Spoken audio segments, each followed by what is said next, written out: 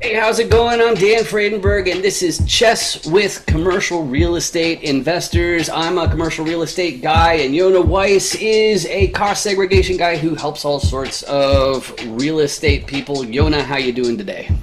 Doing awesome. Doing Excellent. great. Excellent, Beautiful excellent. So day. I got the chess link, the challenge link in the chat. We're doing unrated. Now, you were telling me something that really surprised me about chess and the two of us. Do you want to share that for the audience as far as coincidences that seems to have transpired without my knowledge? And Yeah, well, chess.com, I think there's like millions of people using the platform on a yeah, daily basis. yeah, I think it's And about when you 100 just hit, million. Yeah. yeah, it's like ridiculous amount of people all over the world. And if you just hit, play and you get randomized with someone, and Dan and I actually had played a game several months ago. He didn't know it because I have an anonymous account. Like I don't have my picture up and it's not my name. It's my initials, but no one would know it. And I got paired randomly together with Dan in a game. He beat me, and I was like, I'll send him a friend request, and he did. So we're already friends on chess.com. You didn't know that until today. That's hilarious. That's hilarious. So in the Zoom chat, I've got the challenge link, and as soon as you hit it, it's going to start, and we can get going here. But I guess while you're working that out, I'll take the pressure off of you for a moment, so you're not scrambling. Oh, there we go. Good, and you go first. I'm not gonna scramble. Don't worry. We'll be That's good. you. Yeah, I recognize that. Yeah. Bruce Lee. I've seen you on there a bunch of times. Yeah, that's funny. All right, So we'll go. anyway, so cost Before. segregation. Let me talk about this for a second. Okay, I'm gonna get kind of bookish on you on this one. Okay. So We that's we fine. can do whatever you want. You can talk. We can talk at the same time. Sure. Yeah, that works. So We can play yeah, and talk. Don't right. worry. So, cost segregation is one of those magical ways that's not magic at all, but it's how it became totally normal. Like, I remember in 2020 when there were all sorts of talks about President number 45 and having a low tax burden. And when Yeah. you're in real estate, all politics aside, there's zero surprise that you have a teeny tiny tax bill, even when you're making millions of dollars a year. And cost segregation is one of the ways that real estate professionals can completely obey the law. Basically, I guess the thing I'd like to add too, which I get that this is a little bit weird, is that most people don't realize that the government has two different ways to get what it wants. One of them is they can tax the crap out of stuff that they don't want to Right. happen.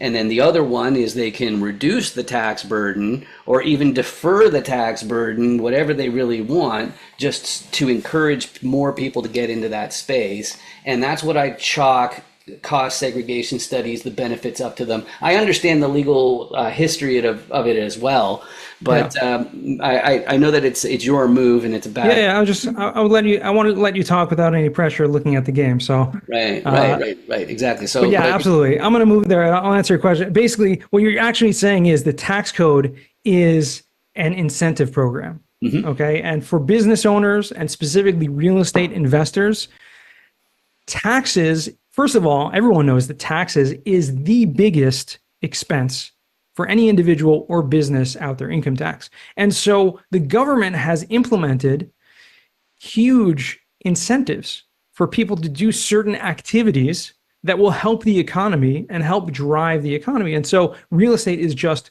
one of those things, commercial real estate. Absolutely. And I think I love when you put it that way because there's always pressure on the government from the public to fix what I'm going to call the real estate problem. And the thing is about the real estate problem is it's perennial. It's been going on for thousands of years. Nobody has ever said, "Oh, wow, land is so cheap. I just can't get over how cheap it is to get a house for me and my new family or whatever it's going to be," right? Yeah. So I think that is a really important thing here. I'm going to swing You around. like this move? Oh, you go in that direction. Okay. Yeah. We'll go that way. So So one thing that's a fun. lot of people fall into a big trap Right, which you right, did not do, which was to take the pawn right, on e5 with the right. pawn from d6. And that leads to a huge like mate in three trap that I've won like dozens of games with.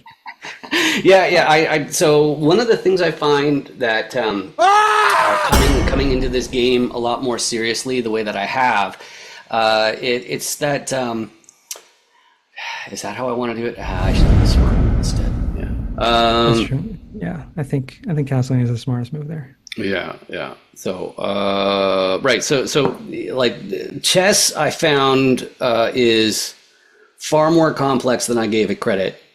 And even though I was aware of the fact that that there are more possible chess positions than atoms in the universe, or some whatever there are all sorts of sayings like that. But it seems like as an advanced player, you actually do have to spend time studying way more positions than I really gave credit for in the past.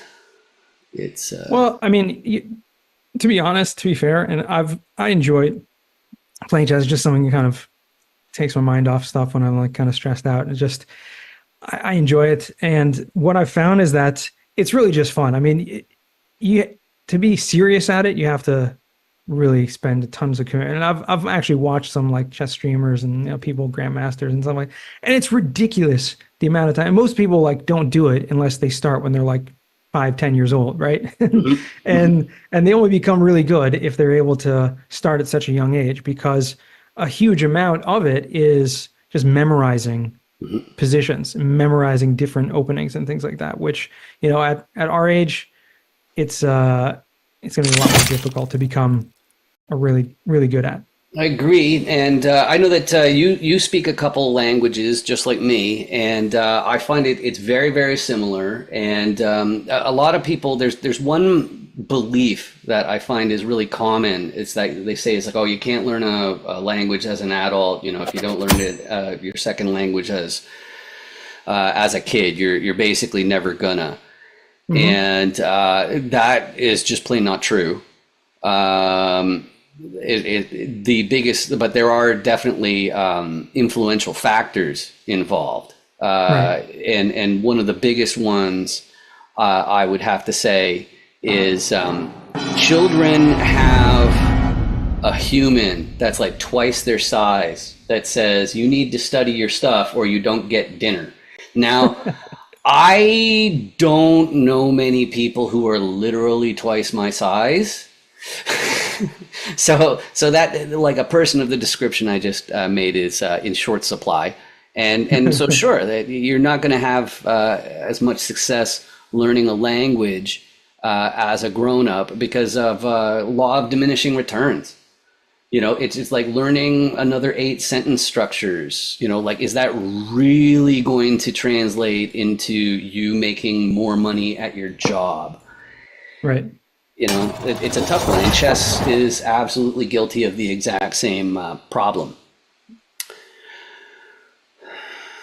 Okay, looks like things are about to blow up. I'm getting serious here. Yeah, yeah, this is about to be where it's fun. So one of the things that I've been up to or as far as how this show works, did you get a chance? It's only been out for a week. Did you get a chance to see any of the episodes yet?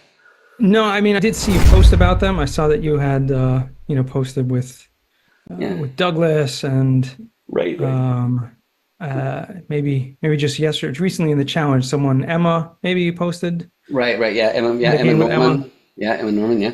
It's funny. It's not like I was about to say, it's not like you have a giant challenge with hundreds of people, Right. probably So the all question is on you here. at the exact same time.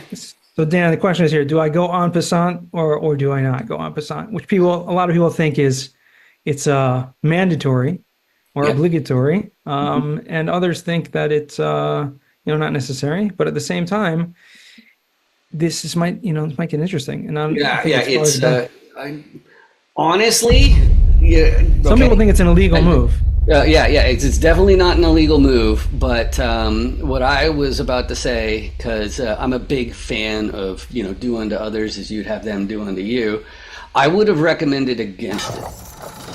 in that position. Yeah. But I'm not saying that that's going to translate into a win or a loss here. But I don't think that it leaves you in a great position. I mean, I just blundered my queen, so yeah, there you go. There's that. There's always that. But I was trying to say the reason why I asked about seeing it yet is because I have all these over the top sound effects to try and tap into people's monkey brain, keep them paying attention, all that kind of stuff. Because when you hear an explosion or someone getting hit in the head with a shovel, oh, that's what you're up to, huh? Okay. All right, I'll get him out of the way. I almost missed it. I came I really know. close to missing that one. Well, you know, you blunder a queen, and then what do you expect? So Yeah. So, happens to the best of us. yeah, it sure does. It sure does. But there's a specific noise for when there's a blunder, and it's dun Oh yeah. dun dun. So it sounds menacing, like you're in trouble, but that's actually not what it means. It means that somebody made a move that was seriously to their disadvantage. Oh, And so you have an advantage by hearing that noise because oh like no, someone yeah, hit I something. actually put it in post production because Oh, okay, I okay. wouldn't be able to concentrate with these because like like you have the sound like a pawn taking a pawn will sound like a guy getting whacked in the head with a shovel, and it's kind of tough to stay focused. Right. So back to commercial real estate for a minute, Dan. Now that I'm in an extremely losing position, let's go back into it. Right. Actually, but then I wouldn't be covered. Yeah, let's do that. So as far as commercial real estate goes, that would lose that right there. Right. Here's the, right. So as far as commercial real estate goes, like I get that you'd rather be working with a new client. Same with me. But you can't be working all the time. And one of my favorite things that you frequently point out online is how often do you actually mention cost seg? Right. And it's not that often. And that is, I'm going to call it a symptom of the reality of marketing, which is you have to do something unusual or else you wind up seeming exactly the same as everybody else. So I'm spoiled for choice here, but I still want to. Let's see. I think I just have to do a purely prophylactic move. So yeah, let's do that. Oop, I hit that by accident. So these days, as far as commercial real estate goes, like one of the classic issues that I think people will run into, I'll make that trade. Yeah, okay, that went the way I thought it would, so that's good. Neat, let's do this. So yeah, I completely lost my train of thought. This game is brutal. This game is brutal. It's absolutely brutal. It's well, one of the other things too. I imagine you found this already yourself, but I was under what I'll call the mistaken impression that the key to winning at chess is being smart, and now I wholeheartedly disagree. I Okay. don't think that that's what it is at all. I think it's more experience. I think experience is more important as far as predicting the likelihood of success. Right. Uh, eh, eh, hmm. Yeah, I think there is a lot to the the aspect of being smart and the IQ, to being good at it, but that's definitely not all of it for sure. Yeah. It's a game in the end of the day, right? It's a game, and it's a very interesting game of wits, really. Yeah. There's a lot more to it psychologically. Yeah, and it's also much more evenly matched than I thought. Hmm. It's true because like I'm glad that very quickly you mentioned the very early on you mentioned mm, mm, mm, mm.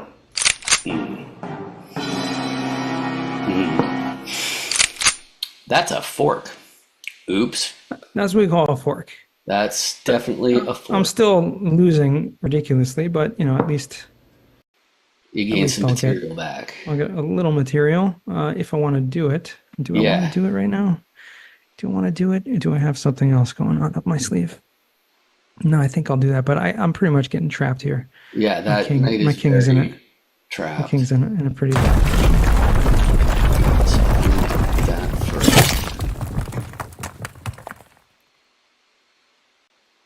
Yuck. Okay. Mm.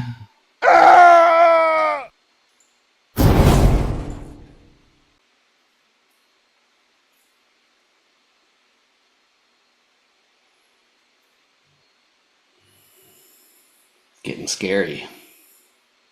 Mm.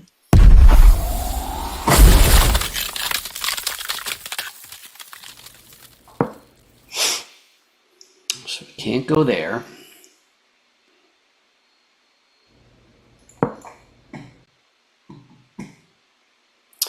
Wow.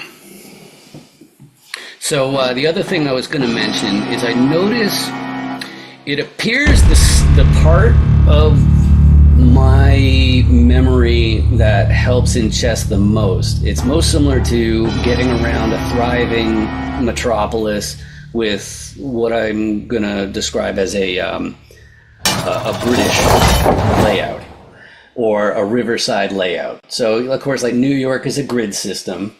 Ottawa, Hmm. Canada is decidedly not a grid system. It's spaghetti. Everything's curvy. Is that gonna work? Oh yeah, it should work, shouldn't it? I can go like that, or I can go. What if I do that first?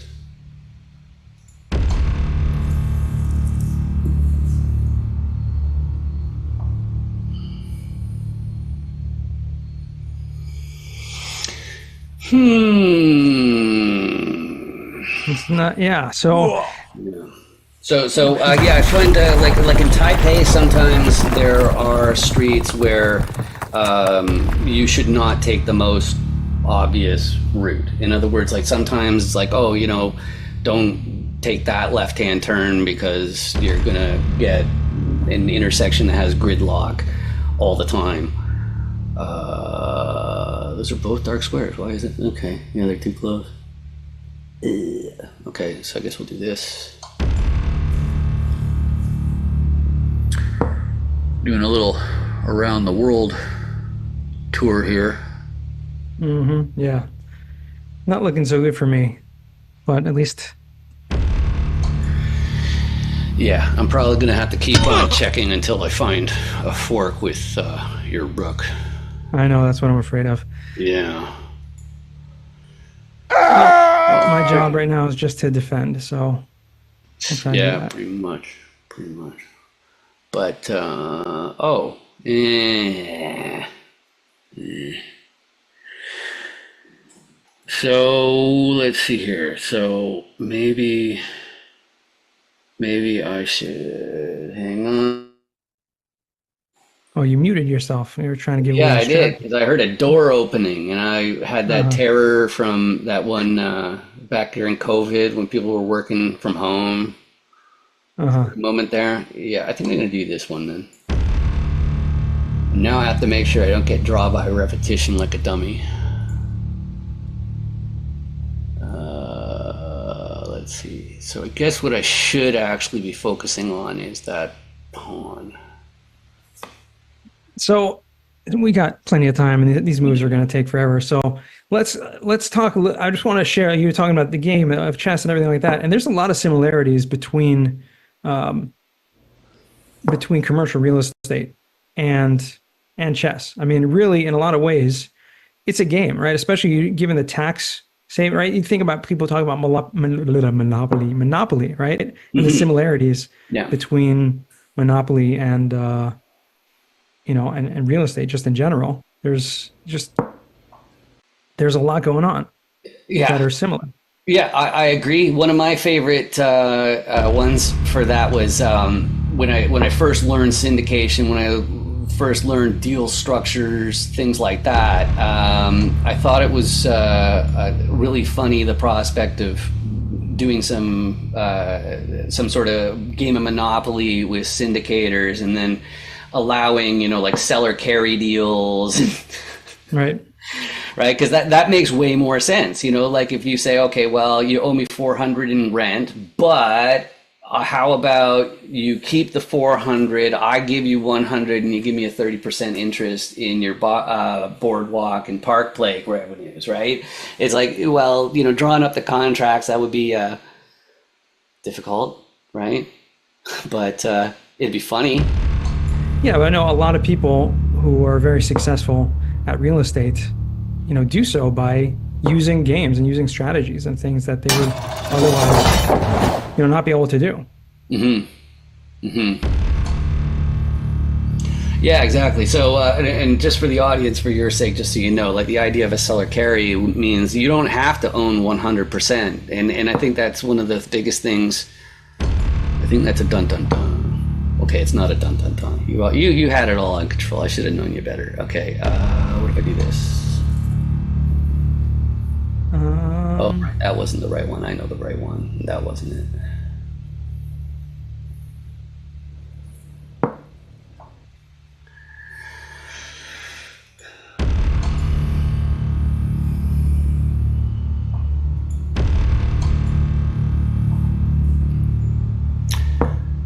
Hmm. See, now I've gotten my rook between my king and your queen. And Yeah. well, you did do that. Um, So now I have a pass pawn.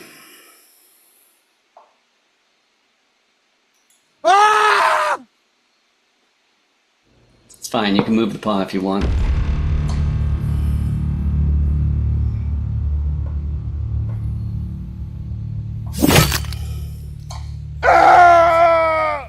Okay, so now I go like that. Now you can't block.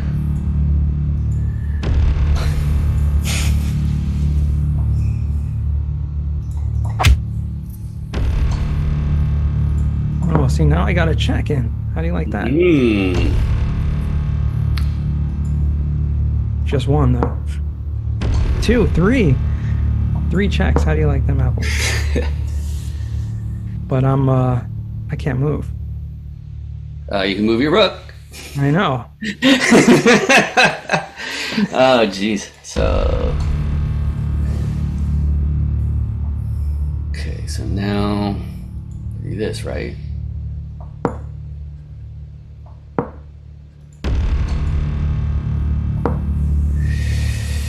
Good thing we're having fun, right?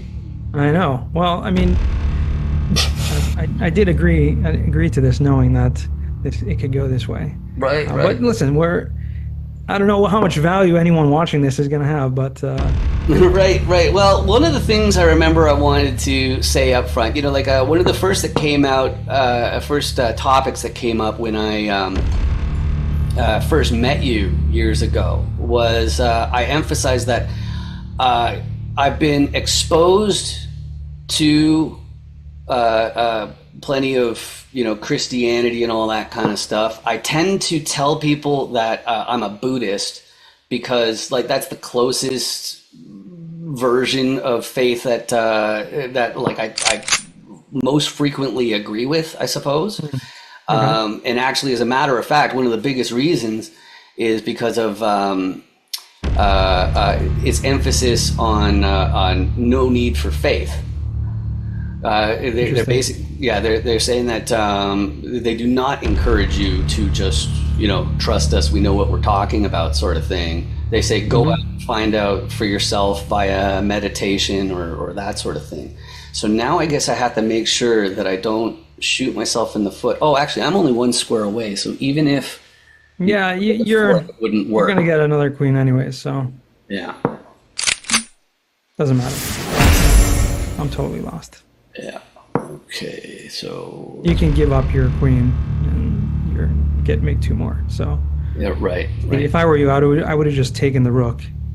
Yeah, that's true, Probably but to I'm take sure I back can the find a queen, mate between and these then you two can make two queens. more, two more queens over there. But Actually, I see yeah, a ladder mate already, I think. Oh, well, yeah, that's just a nasty fork, isn't it? And then I can go here, I guess. Yeah, I can go there. I can take that. I'll let you. Okie dokie, there we go. So we I'll had let that. you win. That was yeah, exactly. That's how I'll remember it too. Riona let me win. That was very, very nice. But so one of the things I mentioned is that I definitely want to sit down with you and get some like quick version of like, okay, so what are some of the big distinctions in the canon that you guys are exposed to in Judaism that I probably haven't seen in my studies. Because my Yeah. way that I approach ethics and morality is if it's a good idea, it's a good idea. It doesn't matter what the source is. So like even so, like when I hear really good advice coming from Jesus or other religious figures, if it's good, then I'm going to adopt it for myself. And one of the strange parts about me is because I have an episodic memory. I know that whatever I do that doesn't really match my ethics, I'll remember and I'll kick my own butt over it. And so Hmm. that is some reassurance to people that you know exactly what it is. Oh, you want, okay, sure, we're going to do a rematch. Sure, let's do a rematch. Okay, I'll do it with White. So I don't know if this is a conversation over a chess match during a podcast, but if you want to start queuing up the conversation or something like that, that might be kind of interesting. Unless you have something more specific to real estate that you think people in the audience would be more interested in.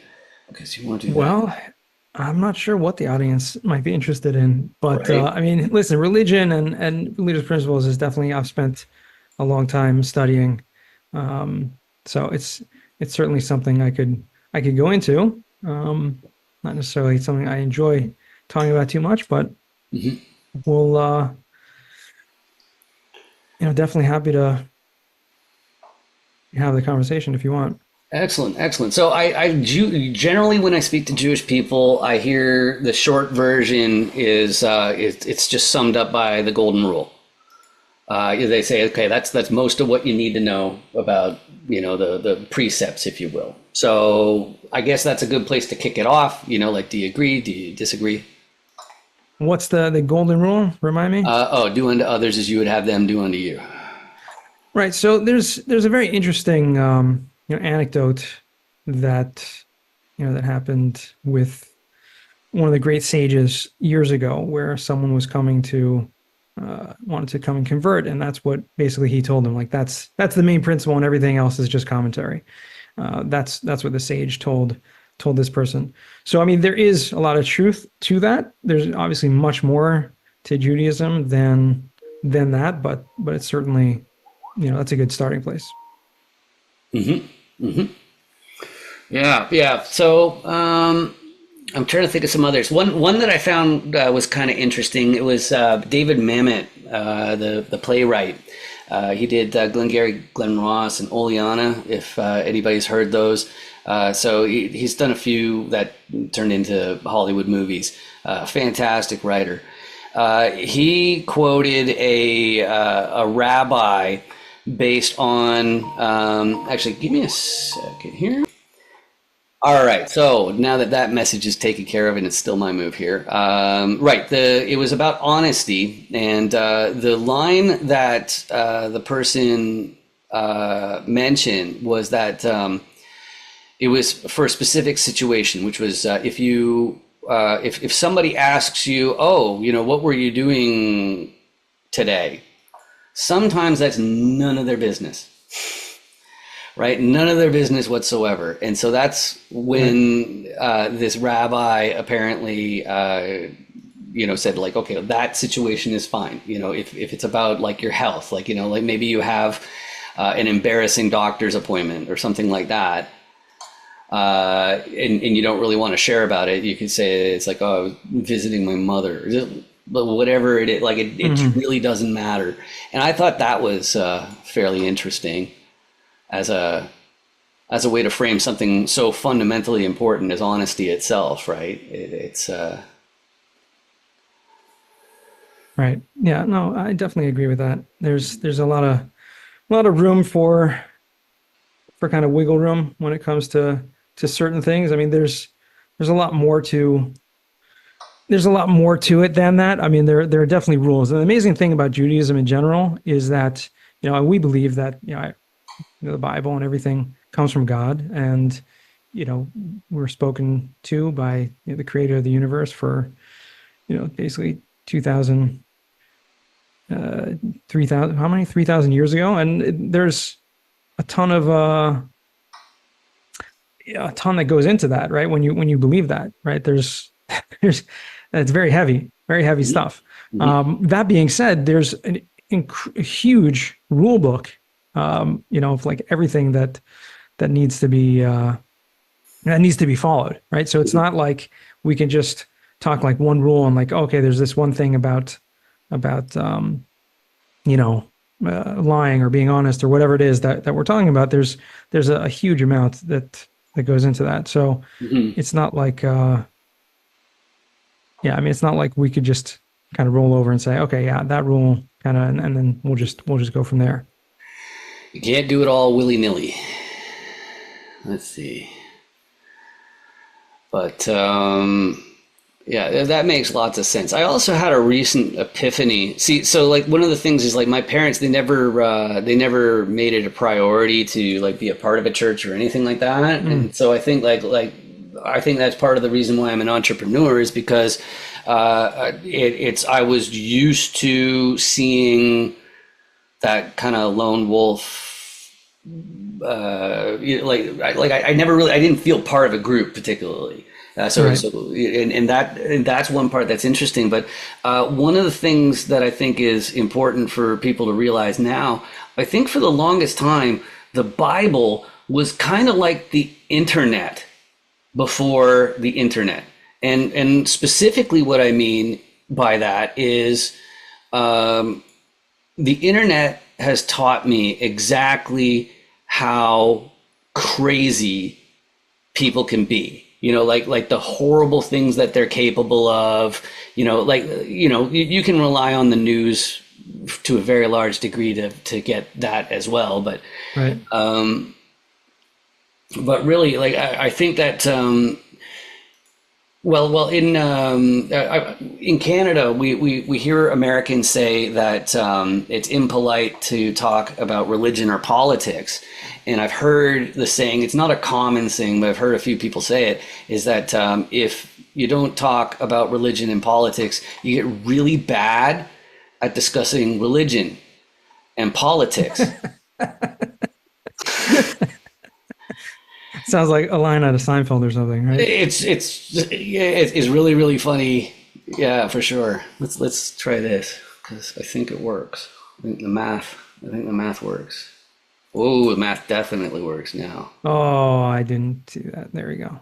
I'm gonna resign this game also. All right, awesome. So if you have a property that is $500,000 or more, I do encourage you for sure to look into cost segregation. It makes way more sense for a lot of people. You need to talk to your CPAs and all that kind of stuff to figure out, okay, real estate professional status, does that matter for your family? Right. Like there are a few things. It's not totally cookie cutter. Some people like to pay tax on their capital gains and income immediately, but of course, like the thing I love about cost segregation's history is the court case of basically saying, "Hey, I paid for, let's say, a stairway that goes around the building as if it was in perfect shape and it's in shambles, so I shouldn't be taxed on an asset I don't actually have." Right. So it's I paid for it, but I shouldn't get punished twice for it, and that's one of the things that cost segregation was able to do. And they do it with the parking lots and the paint and any structure, like anything that you've. I heard somebody describe it as like taking the building like a piggy bank and then shaking it upside down, and anything that falls out doesn't count, but everything that Interesting analogy. stays does. But I don't think that's a legal doctrine, but it's. Yeah, definitely interesting analogy. I mean, there's been a lot of laws that around cost segregation over the years that Mhm. have have really changed the landscape of real estate in general. And so I think there's it's what we started off the conversation with, saying that it's the tax code is like an incentive guide to tell people how to make certain actions, certain decisions to help the economy. I mean, cost seg is one of those biggest things out there doing that. Absolutely. And everybody I know who knows you for LinkedIn and cost segregation. So LinkedIn is definitely a great way to get a hold of Yonah. If you actually want to do business, I imagine there are faster ways. What are the best ways to reach out, Yonah? I mean, I'm on LinkedIn. That's probably the biggest platform that I use. You can reach me out there. You can also go to yonahweiss.com, just my name, and I'm on all the other socials as well. So feel free to reach out to me, but don't just hit that follow button or hit that connect button. Make sure to take 10 seconds, write a little message, say you suck at chess, or whatever other message that you want to write there. I'd be very, very delightfully accept your request. That is hilarious. Thank you very much for joining. This is fantastic. I look forward to having you on here again. I really think that this show will scratch that itch of showing people's personal side, the unscripted side, and that's what I think is really, really exciting. And I think that's a great reason to hit the downright hideous subscribe button. Like most people hit the subscribe button because they're afraid that they're like teenage children. The Zoomers will walk by and like, ew, you didn't even subscribe. I thought I knew you. Okay, full disclosure, I want YouTube to start paying for these videos instead of me, and that requires that a lot of people hit a button. So please do, and tune in for another episode of Chess with Commercial Real Estate Investors. Thanks again, Yonah. This has been awesome.